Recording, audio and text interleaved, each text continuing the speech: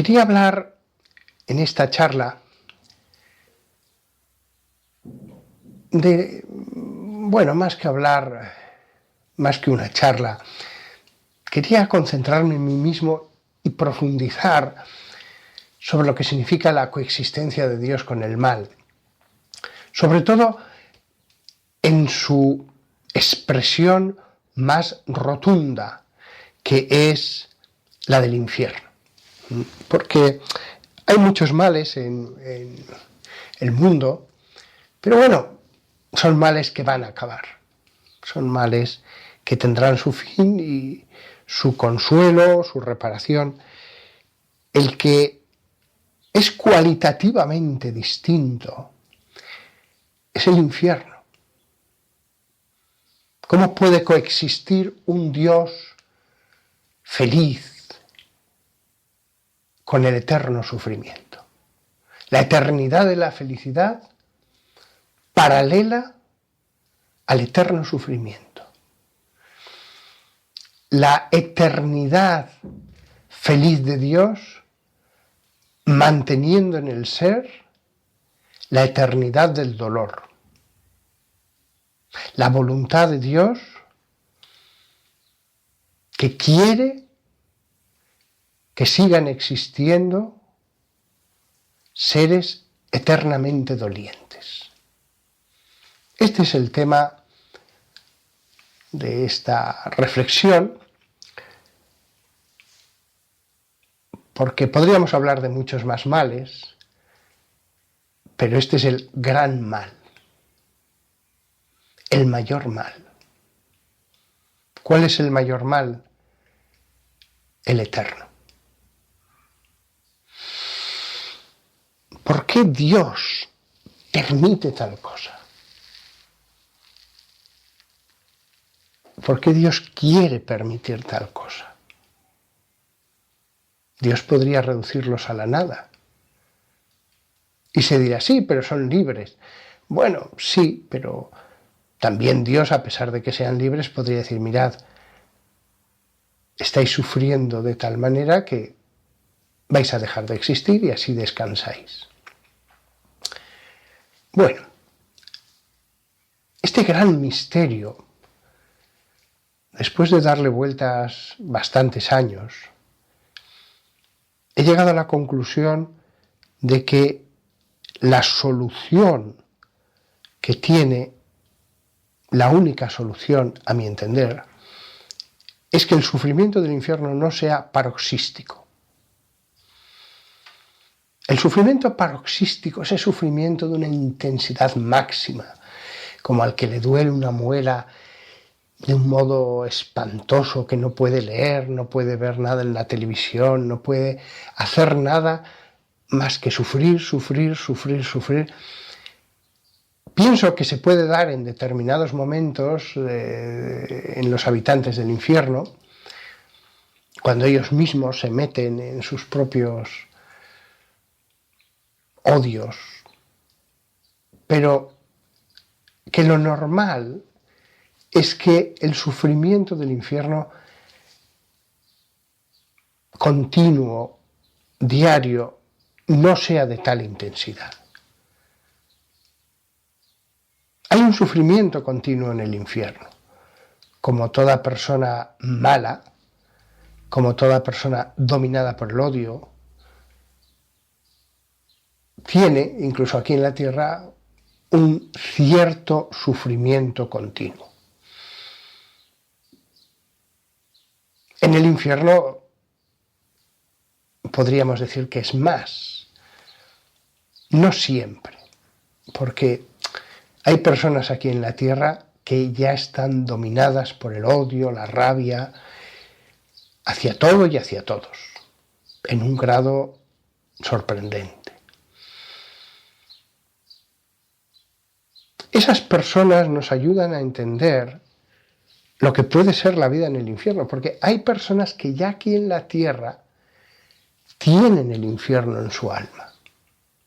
Estén donde estén, tengan la salud que tengan dinero o no, tengan una buena familia o no, que les quiere, una familia que les ama, que les ayuda. Y, sin embargo, hay personas que tienen el infierno en sus almas, así como hay personas que tienen el cielo en sus almas, aunque todavía no ven a Dios. Allí sí que hay una diferencia sustancial. Ciertamente que el saber que eso ya es para siempre eterno también puede suponer un cambio sustancial en esas personas dominadas por el mal. Pero vemos en la tierra que los que así viven tienen momentos de una relativa paz, de verdadera felicidad. También los pecadores tienen momentos de felicidad. Unos más y otros menos, porque en la medida en que una persona es más mala, gozará menos de las cosas buenas. Pienso que el infierno es el alejamiento de Dios. Tener por delante la eternidad sin Dios. No solo como una isla, como un náufrago, sino acompañado de otros réprobos. Los réprobos constituyen una sociedad. Del mismo modo que los demonios nos consta por la Sagrada Escritura que constituyen una sociedad. Se habla de jerarquías, se habla de una organización. Queda claro que ellos no son islas tampoco. Al ser seres racionales, son una sociedad. Vivir en sociedad da sufrimientos. Cuando vives con personas malas, tienes en ellos mucha causa de sufrimiento. Pero al mismo tiempo, también el estar con otros es causa de pequeñas felicidades, a veces más grandes. Las personas que constituyen, por ejemplo, un grupo mafioso, aunque asesinen, aunque torturen, pero si se reúnen y cenan juntos y pasan una tarde relajada juntos en la casa, sea jugando las cartas, sea viendo una película, tienen momentos de felicidad. ¿Por qué eso ha de desaparecer en el infierno? ¿Por qué la felicidad natural ha de desaparecer? ¿Dios añade sufrimiento al infierno? Indudablemente no. Dios los aleja de sí, ya que es lo que han querido. Pero no tiene por qué añadir más dolor al lugar del dolor, más dolor al destierro. Estoy convencido de esa felicidad natural y de que no es un sufrimiento paroxístico, porque si en ellos no hubiera más felicidad que sufrimiento, si el sufrimiento fuera intensísimo, intensísimo, cada día, cada hora, no valdría la pena mantenerlos en la existencia. Para ellos sería un bien el desaparecer, el volver a la nada. Dios no tiene que mantener a seres en el ser para satisfacer una justicia. Él ya es feliz, los que están en el cielo son felices, han pasado, pongamos, 10.000 millones de años, hasta los mártires, hasta los torturados, hasta los que estuvieron en un gulag, le dirían a Dios que descansen, que duerman en un sueño del que ya nunca despertarán, porque es la nada.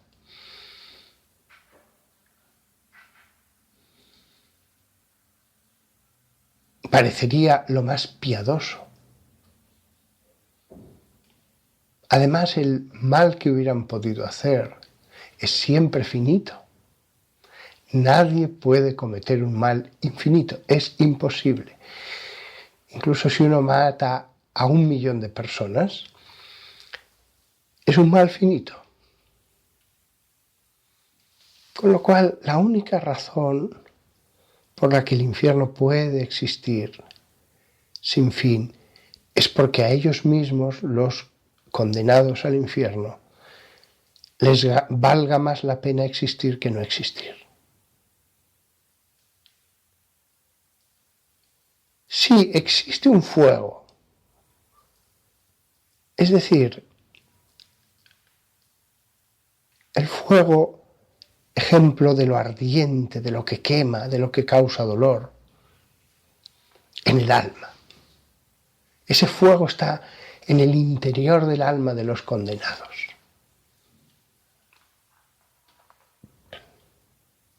Fueron arrojados, serán arrojados el diablo, la bestia y el pseudo profeta al lago de fuego y azufre, donde arderán hacia los eones de los eones. Epi, hacia el interior de los eones de los eones. Un eón es una era. Eón de eones, eones de eones, en plural, sin final, puntos suspensivos.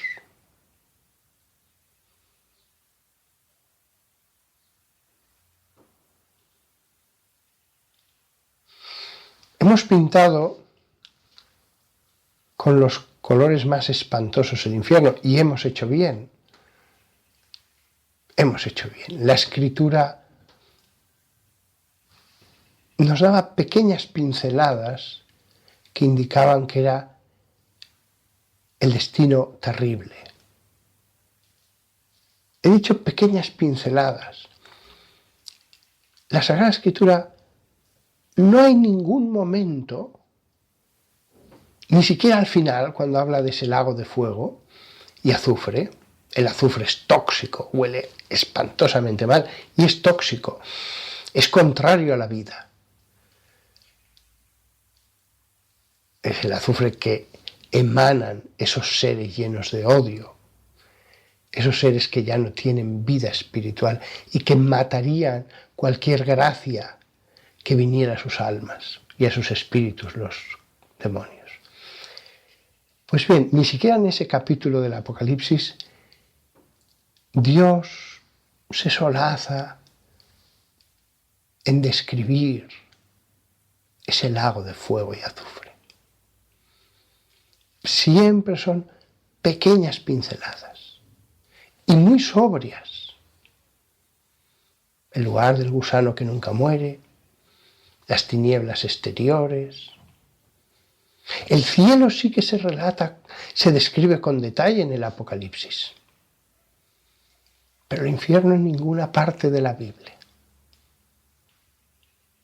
Al Leviatán y al Behemoth sí.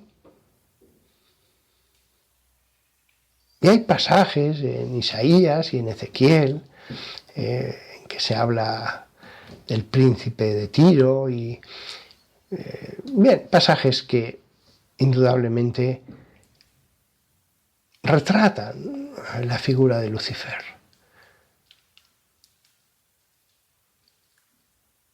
Pero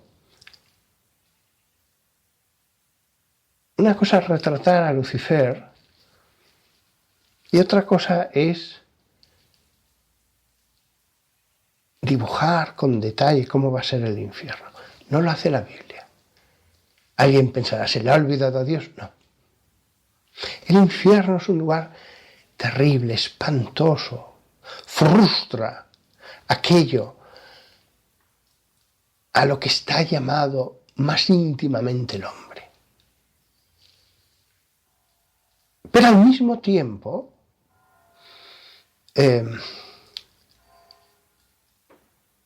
Dios ha querido velar aspectos que probablemente humanizaban ese estado de condenación.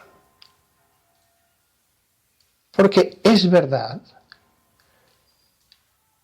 que un infierno paroxístico, un infierno de exacerbados dolores continuos, sin descanso, sí que plantea un problema con la bondad de Dios. ¿Qué sentido tendría mantener en la existencia a seres que son solo puro dolor?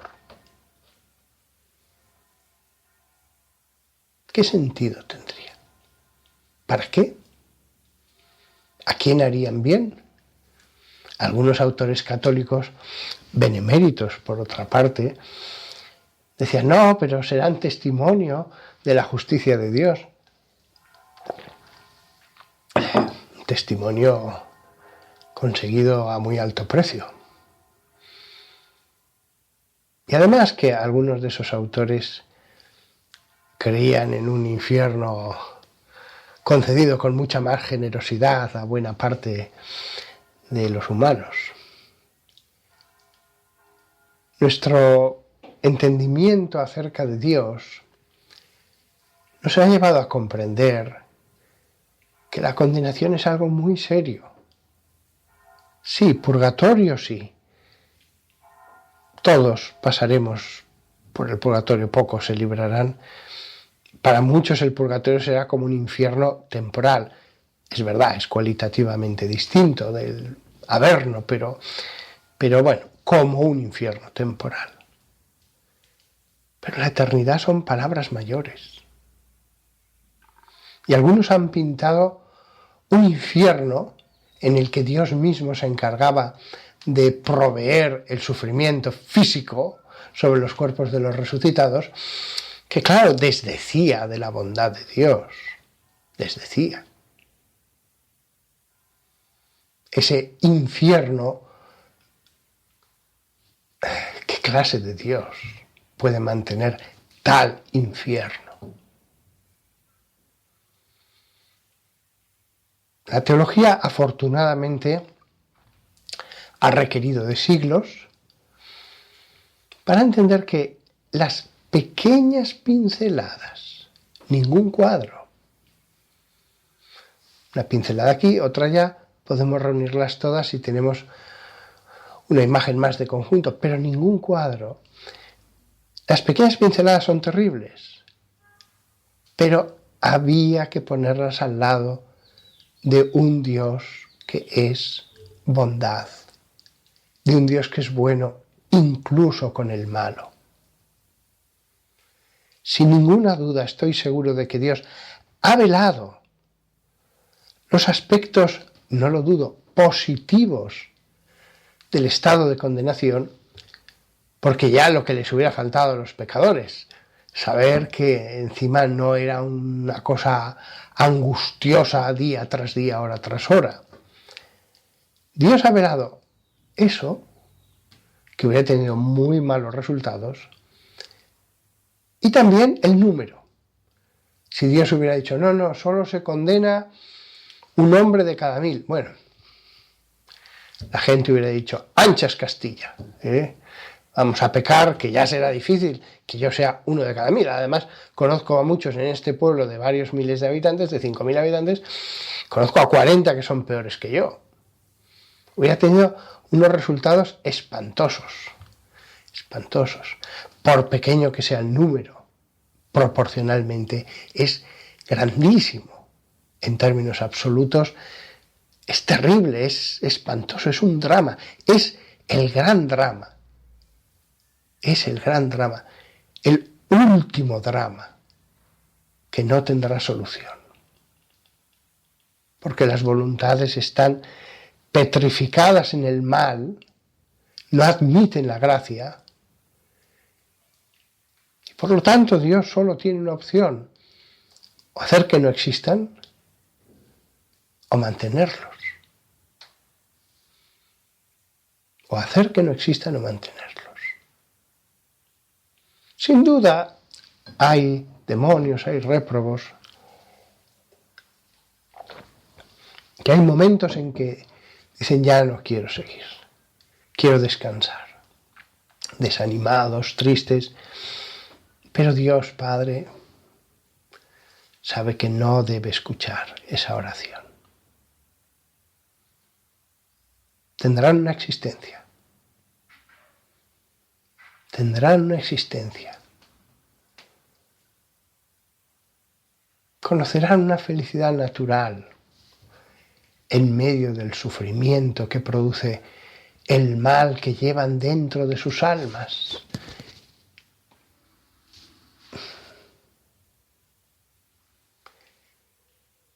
El infierno no lo ha creado Dios. Pero, dado que existe, no dudo en afirmar que Dios es el arquitecto del infierno. Dios no quería que existiera, pero si existe, que exista de esta manera.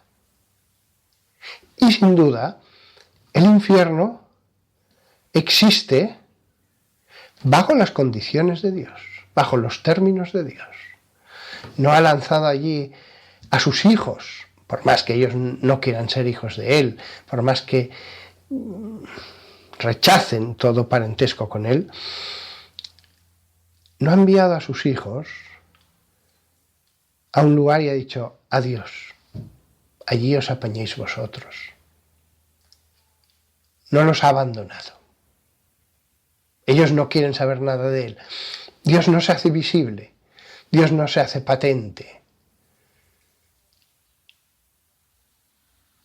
Ellos quieren estar sin Dios. Pues bien, Dios no les va a forzar a ver hasta qué punto su voluntad determina no infinidad de detalles, todos los detalles, por voluntad antecedente o consecuente. Porque lo quiera o porque lo permita. No, lo mismo que en un bosque, en la tierra, no se mueve una hoja sin que Dios lo permita. Lo mismo pasa en el infierno. Lo mismo pasa en el infierno.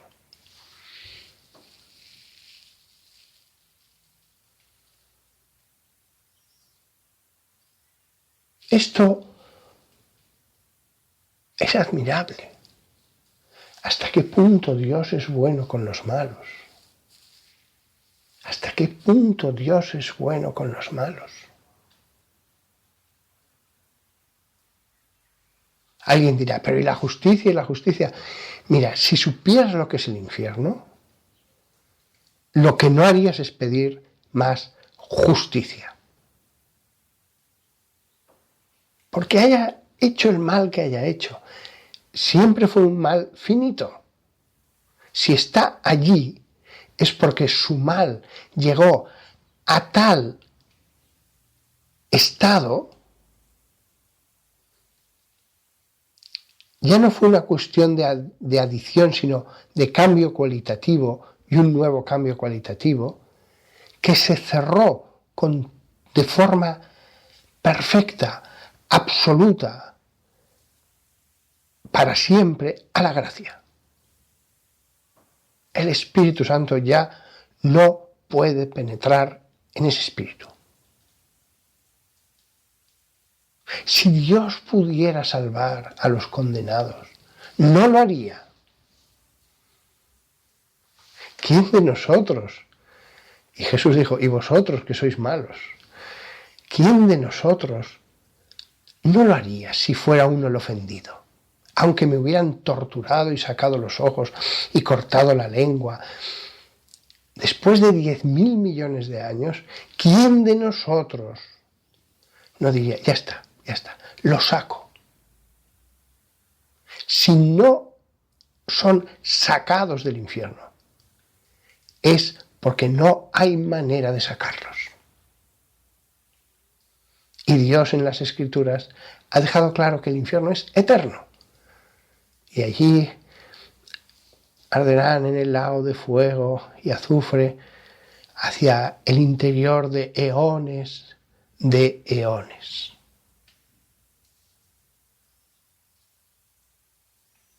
pero no se nos dice el número, pero no se nos dice cómo es esa sociedad de los condenados. Sí que se nos habla de que habrá un fuego espiritual.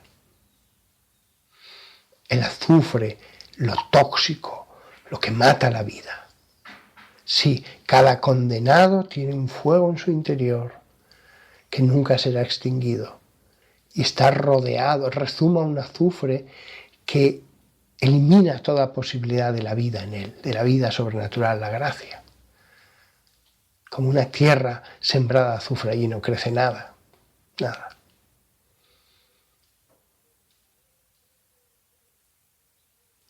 No tengamos una visión del infierno que nos envilece. Ni Dios envía al infierno por cualquier cosa, ni creamos que Dios se regodea en el infierno, ni que Dios ha hecho un infierno que no es el real. Dios es una madre para todos. Como quiere una madre a su hijo, pues eso no tiene comparación al modo en que quiere Dios a todos sus hijos, humanos y angélicos.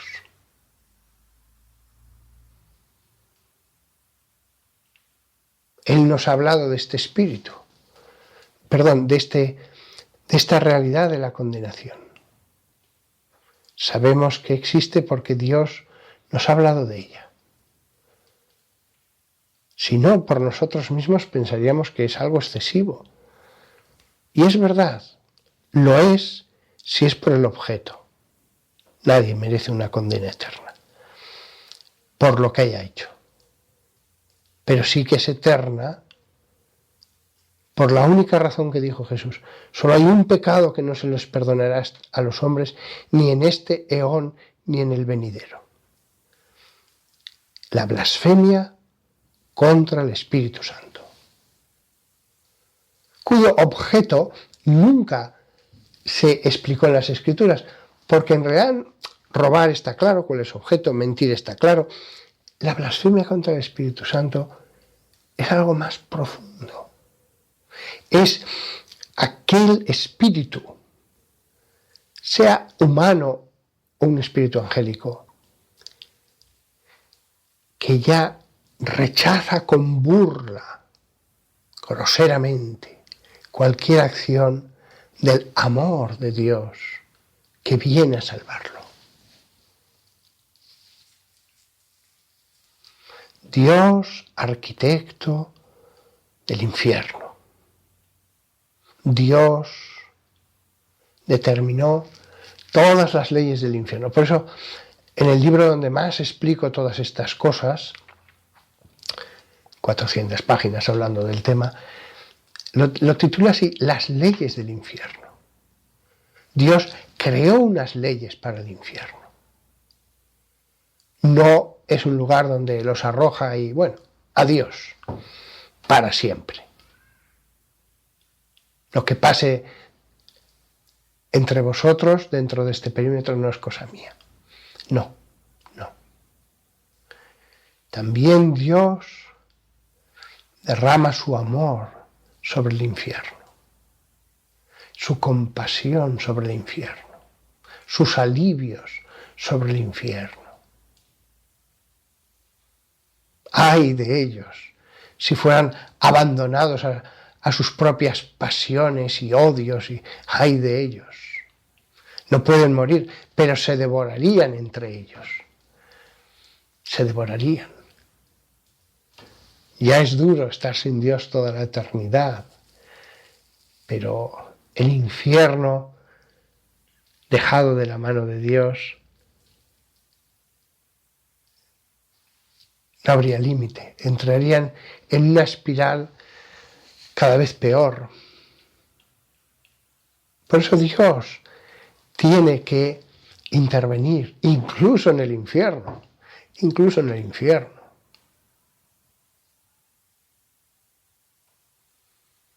Y así sí, coexistirá un Dios feliz, amoroso, con una sociedad, quién sabe cuántos habrá, miles, cientos de miles, yo creo que serán unos poquitos millones, no sé el número de los condenados en el infierno, pero dado que ya incluso ahora mismo estamos casi 8.000 millones de habitantes, sí que pienso que a lo largo de toda la historia, y hemos sido muchos, habrá unos poquitos millones, 4. Es una barbaridad de número, es una barbaridad. A lo mejor son muchos menos, a lo mejor los que de verdad hasta el final se mantengan irreductibles serán muchos menos. Lo que sé es que hay cantidades que no me parecen razonables. Dios no ha creado el mundo para ser una factoría de condenados, una industria de condenación. Hay cantidades que no son razonables. 4 o 5 millones ya me empieza a parecer razonable, pero a lo mejor son menos, cientos de miles o miles. Así sí. Así esa coexistencia sí que me parece más armónica, incluso en la condenación eterna y en su número y en todo. Hay una armonía, hay un equilibrio, sí. Sería inadecuado un 25% que se condenara. Es abrumadora esa cantidad, no. Pero también es verdad que visto lo que vemos, también parece que entra dentro de lo razonable el que una persona cada 1.000.000 o cada 100.000 pudiera condenarse.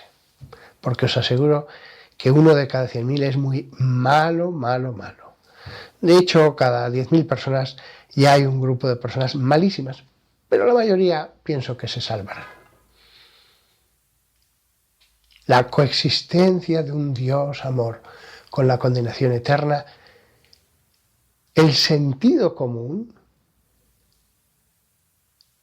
busca una explicación armónica, que parezca más razonable. Y creo que eso es adecuado.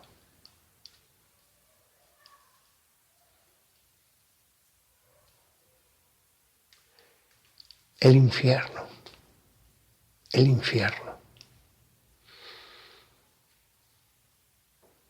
Una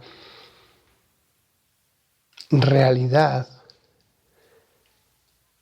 que como un río se pierde en la eternidad. Un río quizás de millones de almas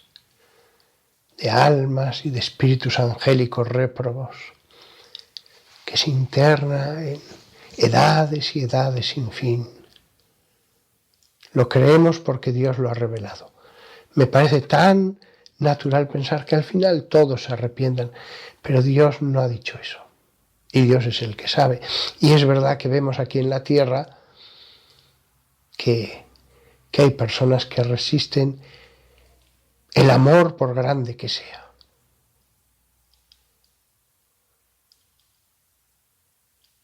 El misterio sobre todo de Lucifer, según la tradición el más bello, poderoso, engalanado con dones increíbles,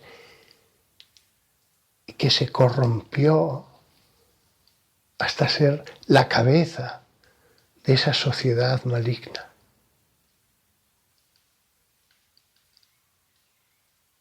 La coexistencia de Dios y del mal. Vemos además una simetría entre la Iglesia con su cabeza y ese grupo de réprobos con su propia cabeza. A Dios le encantan las simetrías, pero todo se basa en la lógica. Todo se basa en la lógica. Hay infierno porque las leyes de la lógica llevan a que si das libertad puede haber gente que se corrompa totalmente. Y si se corrompe totalmente, las leyes de la lógica, es verdad, no es contradictorio. Conlleva que algunos pueden hacerlo definitivamente.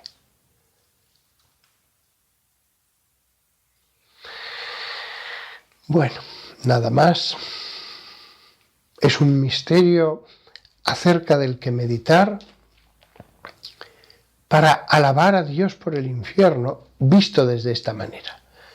También el infierno es causa de entender el amor de Dios, universal. Dios solo ama, incluso a los que les da un destino u otro, solo ama. También el infierno es causa de glorificación de Dios, por lo bien que ha hecho las cosas. Los réprobos no lo van a hacer queriendo, pero nosotros, viendo el plan de Dios, decimos, qué impresionante, qué impresionante. Nada más. Hasta pronto, y que nadie se considere tan fuerte y tan bueno como ahora para pensar, bueno, esto es para los otros, esto es para los otros. Todos, estés en el estado en el que estés de amor de Dios, podrías caer. Así que cuidado, vigílate, no te arriesgues, sé humilde, porque aquí no hay nadie, desde el Papa hasta el último monaguillo, que no pueda acabar siendo un inquilino de ese estado del que he estado hablando en esta charla. Hasta pronto.